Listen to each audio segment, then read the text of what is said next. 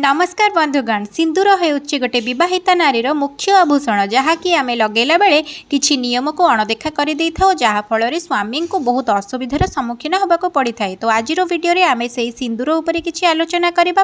वीडियोटी को आरंभ करबा पूर्व आपण मानको अनुरोध वीडियोटी को शेष जाए देखंतु। भल लागिले वीडियो को लाइक शेयर करके चैनल को सब्सक्राइब कर दियंतु। बंधुगण, सिंदूर डबारे केउ जिनिस रखिले स्वामी होई जाए धनी। बंधुगण, गोटे समयर कथा। कैलाश पर्वतर शांत वातावरण में भगवान शिव एवं माता पार्वती वृषभ उपरे विराजमान करथिले। सेतेबेले माता पार्वती कहिले, हे प्रभु, मो मनरे एक प्रश्न उंकी मारी मो मन को विचलित करुछि। दयाकरी मो प्रश्नर उत्तर देई मो मन को शांत करंतु।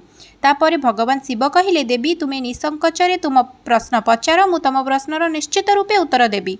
तापरे माता कहिले, हे प्रभु, मु देखिछि प्रत्येक विवाहित महिला निज सिंथिरे सिंदूर पिंधिथांती। एही कारणरू प्रभु मो मनरे एही प्रश्न उंकी मारुछि कि हे प्रभु, सिंदूर डबारे एमिति केउ जिनिस रखिले स्वामी धनी होई जाइथाए। एहा छडा ऋतुस्राव समय सिंदूर लगाइबा उचित ना नुहे एवं सिंदूर तळे पड़ी जिबा द्वारा केउ संकेत मिली थाए। सिंदूर लगेबार ठीक विधि कौन? हे प्रभु, एही सब प्रश्नर उत्तर देई मो मन को शांत करिवार प्रयास करंतु। तापरे भगवान शंकर कहिले, हे देवी, तुमर एही प्रश्न समस्त विवाहित महिलांक पई अत्यंत गुरुत्वपूर्ण अटे। एही सब प्रश्नर उत्तर जानिबा पूर्वरु मु तुमको एक कथा कहूछि, एहाकु मन ध्यान देई सुन, कारण अधा अधूरा ज्ञान विष सहित समान होइथाए। भगवान शिव कहिले, हे देवी, हिंदू धर्म रे विवाहित महिलांक जीवनर सिंदूरर खास महत्व रहिछि। आपण माने हिंदू धर्मर विवाहित महिला माननको सिंदूर लगाइबार निश्चय देखिथिबे।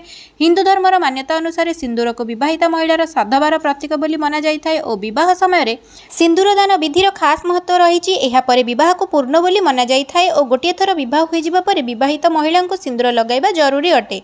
आजिकालीर सभ्य समाज रे महिला माने विवाहित होई मध्ये सिंदूर लगाउ नाहंती।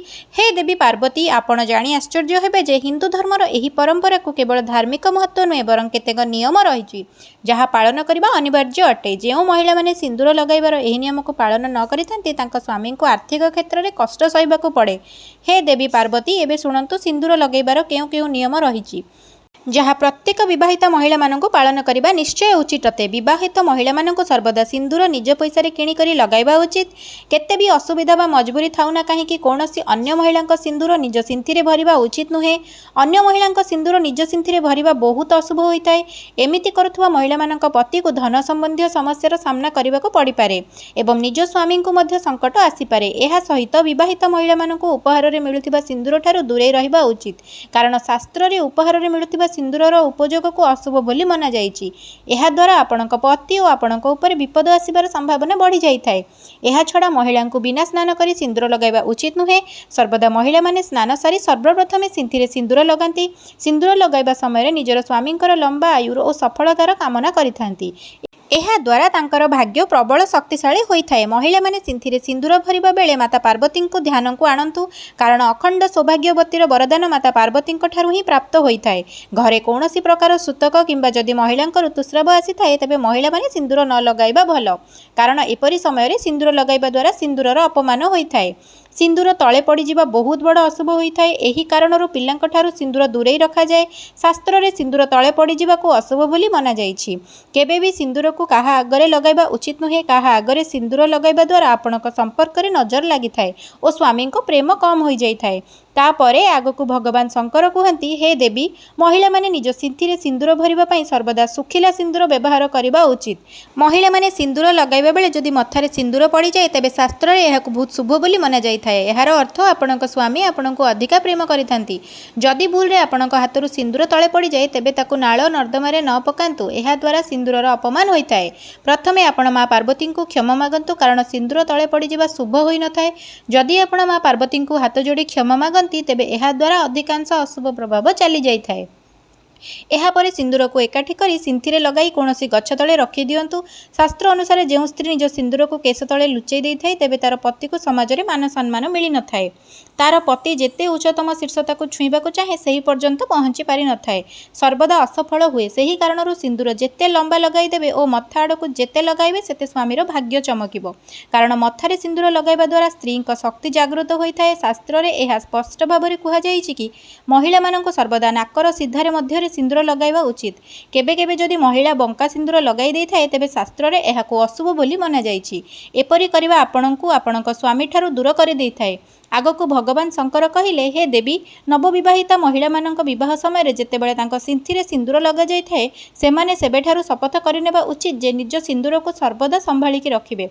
जदि कोनोसी कार्य वा पूजा आपणक घरे होई थाए तेबे सेही समय अल्प अल्प सिंदूर लगांतु। एहा द्वारा विवाह समय आपणकु जेउ आशीर्वाद मिली थाए ताहा सर्वदा आपणकु आपणक कार्य सफल प्रदान कराई थाए तथा आपणक परिवार रे खुशी एवं सुख समृद्धि करी रखि थाए। भगवान शंकर कहिले हे देवी पार्वती एबे शुणन्तु सिंदूर डबारे केउ जिनिस रखिले स्वामी धनवान होई थाए। हे देवी पार्वती सिंदूर डबारे एक रूपार मुद्रा रखिले अत्यंत शुभ होई थाए। एमिति करिबा द्वारा माता पार्वतींकर आशीर्वाद आपणको प्राप्त होई थाए। एही कारणरू प्रत्येक विवाहिता महिला माने सिंदूर डबारे रूपार मुद्रा निश्चय रखन्तु। एमिति करी सेही सिंदूर को लगाइबा द्वारा आपणको स्वामींको आयुष लंबा होई थाए एवं पतिंको भाग्य खोलिबारे लागि थाए। तेणु से धनवान हबारे लागि थांती।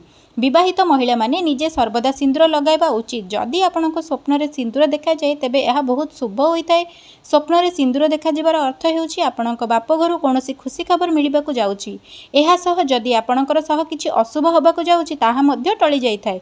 जदि कुंवारी कन्या निज मथारे सिंदूर पिंधुतिबार देखे तेबे एहार अर्थ हेउछि तार विवाह तार मनपसंद पुओ सहित हबाकु जाउछि। सिंदूर सधबार चिन्ह होई थाए। सिंदूर रे माता रानींकर आशीर्वाद लुचि रहिछि। जदि सिंदूर लगाई आपण पूजा पाठ करंती तेबे तार अनेक फल आपणको मिली थाए। सधबा सिंदूरर उल्लेख रामायण काल रे मध्य करा जायथिला।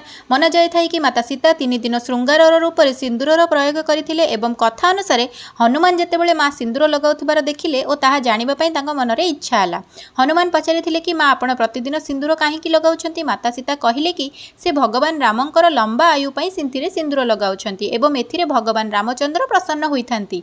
भगवान रामचंद्रंकर अनन्य भक्त हनुमान निज प्रभु रामचंद्रंको प्रसन्न करिबा पई पूरा शरीर रे सिंदूर लेप लगाइले। भगवान शिव कहिले हे देवी पार्वती एबे शुण सिंदूर लगाइबार ठीक विधि कौन अछि। विवाहित महिला माने सिंदूर लगाइबा बेले तांकर मुख उत्तर किंबा पूर्व दिग हेबा उचित। एहा सहित ईशान्य कोण मध्य एहा पई शुभ अटे। वास्तु अनुसार उत्तर पूर्व दिगरे भगवानकर वास होइथाए। एही दिग आड़कू मुह करी सिंदूर लगाइबा द्वारा ईश्वरंका आशीर्वाद प्राप्त होइथाए। धार्मिक मान्यता अनुसार ठिया होई विवाहित महिला को सिंदूर लगाइबा वर्जित अटे एवं मुंड नुआर सिंदूर लगाइबा उचित जहा द्वारा एहार शुभ फल प्राप्त होइथाए। एपरि करिबा द्वारा घरे सुख शांति लागि रहिथाए और पतिंको आयु लंबा होइथाए। सूर्यास्त परे सूर्यंक प्रभाव कम हो जाइथाए और चंद्रर प्रभाव वृद्धि पाइथाए। तेणु आपण सूर्योदय परे जे कोनोसी समय रे सिंदूर लगाई पारिबे किंतु सूर्यास्त परे सिंदूर लगाइबा को अशुभ माना जाइथाए। नाक उपरे सिंदूर पड़िबा खास करी विवाह समय रे सिंदूर पड़िबा अत्यंत शुभ होइथाए। एहा द्वारा पति पत्नी मध्य प्रेम संपर्क बढ़ी थाए। एहा द्वारा पतिर आयुष लंबा होइथाए।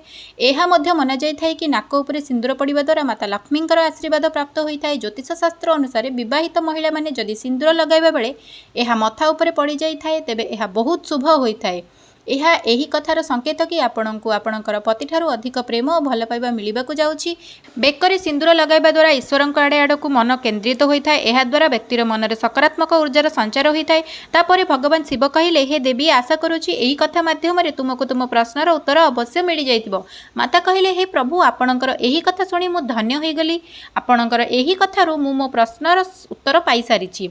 भिडियोटी को एठारे शेष करूछि। जदि आपण मानकू एही भिडियोटी भल लागिछि तेबे दया करी मो चैनल को सब्सक्राइब करी वीडियो को गोटे लाइक कर दियंतु एवं सांग मानकू और बंधु बांधव मानक पाखकू शेयर कर दियंतु।